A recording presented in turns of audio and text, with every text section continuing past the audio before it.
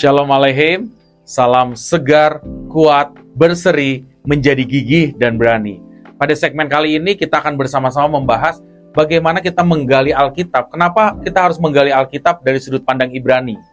Siapa yang percaya kalau Tuhan Yesus itu bukan orang Jakarta, bukan orang Indonesia, bukan pula orang Prancis. Tapi siapa yang percaya kalau Tuhan Yesus itu adalah orang Ibrani? Saya percaya Tuhan Yesus itu orang Ibrani. Kenapa? Mari kita baca Alkitab kita di Matius 1 ayat 1-2. Matius 1 ayat 1-2 berkata, "Inilah silsilah Yesus Kristus, anak Daud, anak Abraham.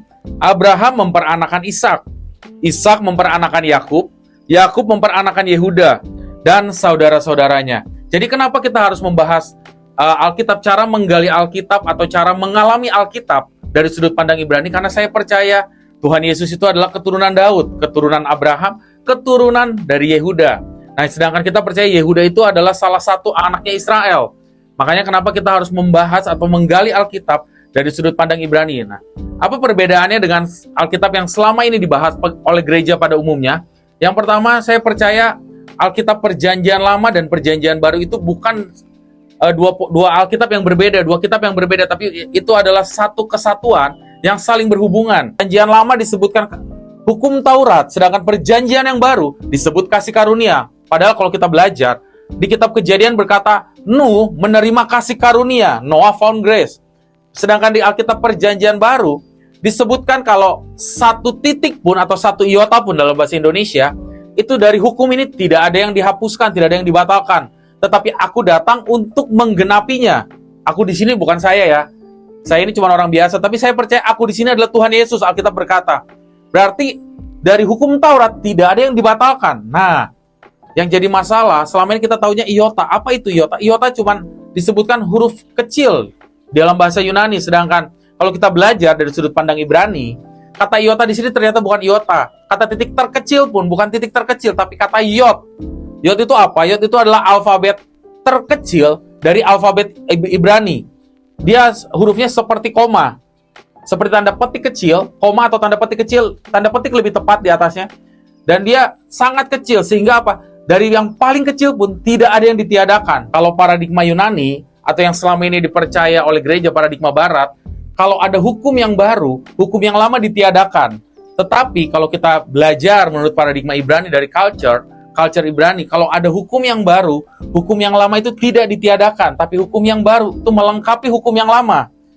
Atau saya bicara di sini bukan cuma hukum, tapi perjanjian. Kita bicara yang lebih tinggi.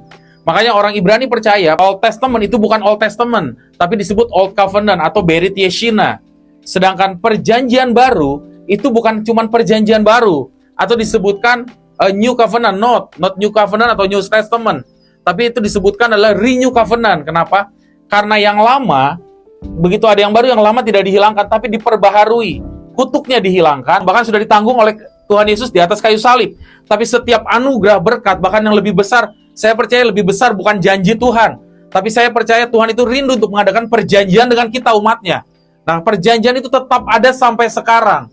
Makanya saya percaya kalau orang Yunani, hampir sebagian besar gereja percaya kita ini rindu untuk menerima berkat. Kenapa? Karena Tuhan sudah mencurahkan berkatnya buat hidup kita. Tapi berkat dengan yang tanpa syarat, karena sebagai anak Bapa, kita harus menerima berkat tanpa syarat. Tapi saya percaya kalau Tuhan Yesus menerima berkat tanpa syarat, Tuhan Yesus nggak perlu mati di atas kayu salib. Tapi Tuhan Yesus mengerti sebagai orang Ibrani, dia rindu untuk menerima berkat dengan syarat. Berkatnya apa? Saya percaya Tuhan Yesus mati di atas kayu salib untuk menyelamatkan Anda dan saya. Tapi bukan cuma Anda dan saya, tujuannya untuk menyelamatkan satu bangsa. Tuhan nggak menerima berkat tanpa syarat, tapi dengan syaratnya apa? Darahnya harus tercurah. Nah, itu yang membedakan, salah satu yang membedakan Hebrew perspektif dengan perspektif Yunani. Hebrew perspektif menjelaskan lebih jelas, kedalamannya lebih dalam daripada perspektif Yunani.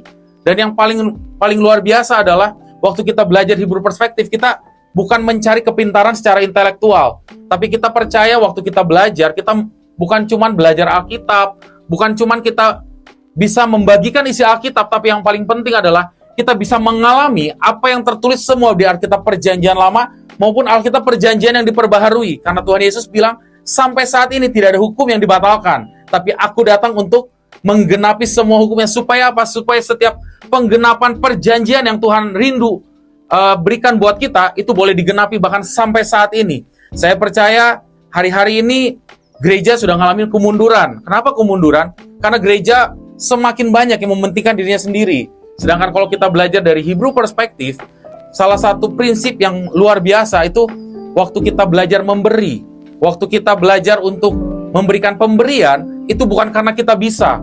Kata pemberian ini berasal dari kata sedekah. Sedekah itu memberi. Nah, kita percaya orang Ibrani pun mengerti yang namanya sedekah. Sedekah itu adalah pemberian bukan karena kita bisa, tapi karena kita mengerti apa yang Tuhan berikan kepada kita. Kita mengerti yang menjadi bagian kita, dan kita juga mengerti apa yang harus kita lepaskan buat orang lain. Bukan cuma memberkati, tapi tujuannya adalah bahwa Tuhan mengasihi orang tersebut, dan Tuhan rindu mengalirkan cintanya lewat kita. Siapa yang percaya waktu kita mulai belajar mengenai Hebrew perspektif, kita mulai mengerti kerinduan Tuhan bukan cuma memberkati kita, bukan juga cuma membuat kita menjadi berkat buat orang lain, tapi salah satunya adalah kita rela nggak kita menjadi pijakan supaya orang lain bisa bertemu dengan Kristus. Tuhan Yesus memberkati. Saya percaya biar segmen ini boleh memberkati, dan kalau ada pertanyaan boleh komentar, dan saya percaya bukan hanya untuk kita diskusi, tapi kalau memang ada yang mau menguji, silakan boleh diuji dan tulis komentar di bawah. Yuk salam, yuk iji, yuk kita uji.